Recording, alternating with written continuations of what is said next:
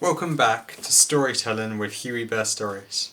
I'm going to be continuing the story Charlie and the Chocolate Factory by Roald Dahl, and we are on, if you can remember, Chapter 5, The Golden Tickets. You mean people are actually going to be allowed to go inside the factory? Cried Grandpa Joe. Read us what it says, quickly!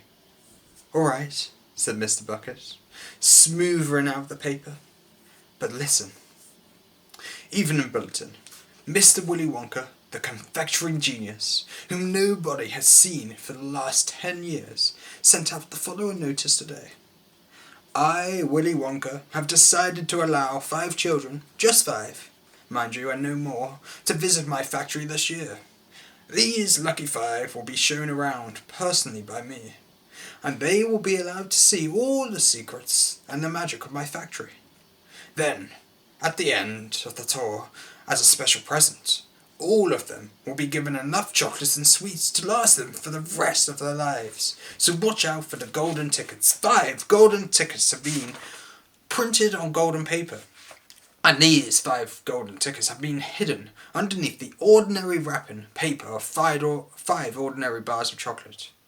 These 5 chocolate bars may be anywhere, in any shop, in any street, in any town, in any country in the world, upon any counter where Wonka's sweets are sold. And the 5 lucky finders of these 5 golden tickets are the only ones who will be allowed to visit my factory and see what it's like now inside. Good luck to you all, and happy hunting. Signed, Mr. Willy Wonka. The man's dotty, muttered Grandma Josephine. He's brilliant, cried Grandpa Joe. He's a magician. Just imagine what will happen now. The whole world will be searching for those golden tickets. Everyone will be buying Wonka bars, in the hope of finding one. He would sell more than ever before. Oh, how excited it would be to find one. And all the chocolates and sweets that you could eat for the rest of your life, for free, said Grandpa George. Just imagine that. They would have to deliver them in a truck, said Grandma Georgina. It makes me quite ill to think of it, said Grandma Josephine. Nonsense, cried Grandpa Joe. Wouldn't it be something, Charlie, to open a bar of chocolate and see a golden ticket glistening inside? It certainly would, Grandpa. But there isn't a hope, Charlie said sadly. I only get 1 bar a year. You know, my darling, said Grandma Georgina, it's your birthday next week. You have as much chance as anybody else.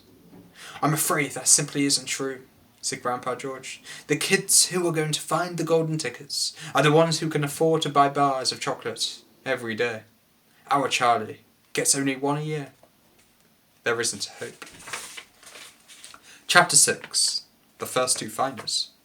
The very next day, the first golden ticket was found. The finder was a boy named Augustus Gloop, and Mr. Bucket's evening newspaper carried a large picture of him on the front page, as you can see right there. The picture showed a 9-year-old boy who was so enormously fat he looked as though he had been blown up with a powerful pump. Great flabby folds of fat bulged out from every part of his body, and his face was like a monstrous ball of dough, with 2 small greedy curranty eyes peering out upon the world. The town in which Augustus Gloop lived, the newspaper said, had gone wild with excitement over their hero. Flags were flying from all the windows. Children had been given a holiday from school, and a parade was being organised in honour of the famous youth. I just knew Augustus Gloop would find a golden ticket, his mother had told newspapers. He eats so many bars of chocolate a day that it was almost impossible for him not to find one. Eating is his hobby. That's all he is interested in. But still, that's better than being a hooligan and shooting off zip guns and things like that in his spare time, isn't it? And what I always say is, he wouldn't go on eating like he does unless he needs the nourishment, would he? It's all vitamins anyway. What a thrill it will be for him to visit Mr. Wonka's marvellous factory. We're just as proud as anything. What a revolting woman, said Grandma Josephine. And what a repulsive boy, said Grandma Georgina. Only 4 tickets left, said Grandpa George. I wonder who will get those. And now the whole country, indeed, the whole world, seemed suddenly to be caught up in a mad chocolate buying spree. Everybody searching frantically for those precious remaining tickets. Fully grown women were going into sweet shops and buying 10 Wonka bars at a time, then tearing off the wrappers on the spot and peering eagerly underneath for a glint of golden paper. Children were taking hammers and smashing their piggy banks and running out to the shops with handfuls of money. In one city, a famous gangster robbed a bank of £1,000 and spent the whole lot on Wonka bars that same afternoon. And when the police entered his house to arrest him, they found him sitting on the floor amidst mountains of chocolates, ripping off the wrappers with the blade of a long dagger.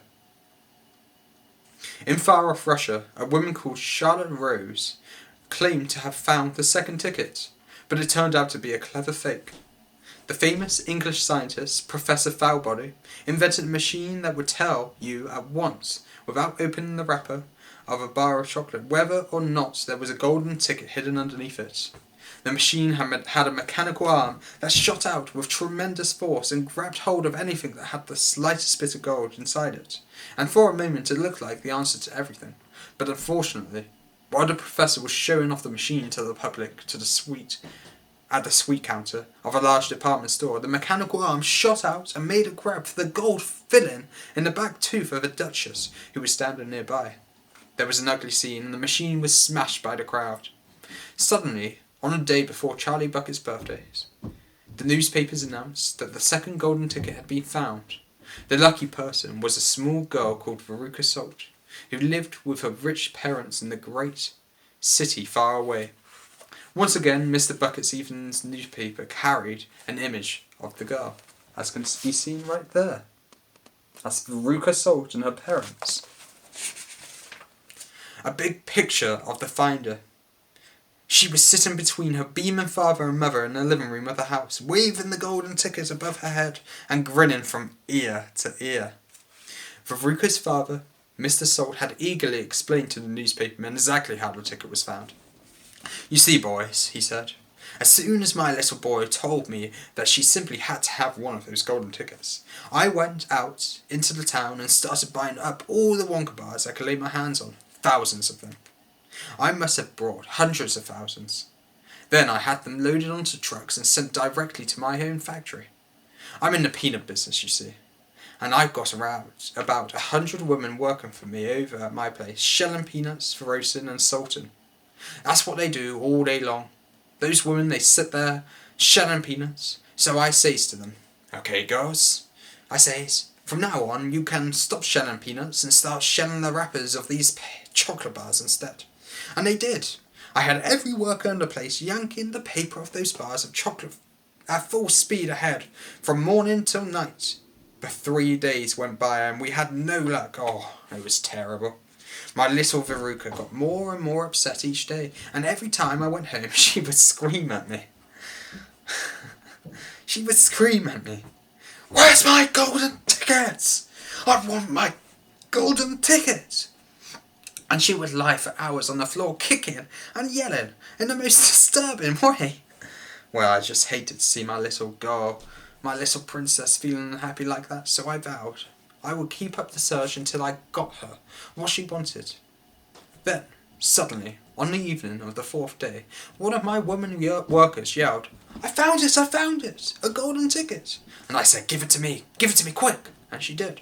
And I rushed it home and gave it to my darling Veruca, and now she's all smiles, and we have a happy home once again." "That's even worse than the fat boy," said Grandma Josephine. "She needs a really good spanking," said Grandma Georgina. "I don't think the girl's father played it quite fair, Grandpa, do you?" Charlie murmured. "He spoils her," Grandpa Joe said. "And no good can ever come from spoiling a child like that. Charlie, you mark my words. Come to bed, my darling," said Charlie's mother. "Tomorrow's your birthday. Don't forget that, so I expect you to be up early to open your presents." "A Wonka chocolate bar?" Charlie said. "It is a Wonka bar, isn't it?" "Yes, my love," my mother said. "Of course it is." "Oh, wouldn't it be wonderful if I found the third golden ticket inside it?" Charlie said. "Bring it in here when you get it," Grandpa Joe said. "Then we can all watch you taking off the wrapper together." So that is the end of chapter 5 and chapter 6 of Charlie and the Chocolate Factory by Roald Dahl. I just want to say thank you for watching my videos, and I appreciate all the views if I get any at all. Thank you again, and remember to subscribe to Huwey Best Stories if you enjoy these stories that offer you audio adventures.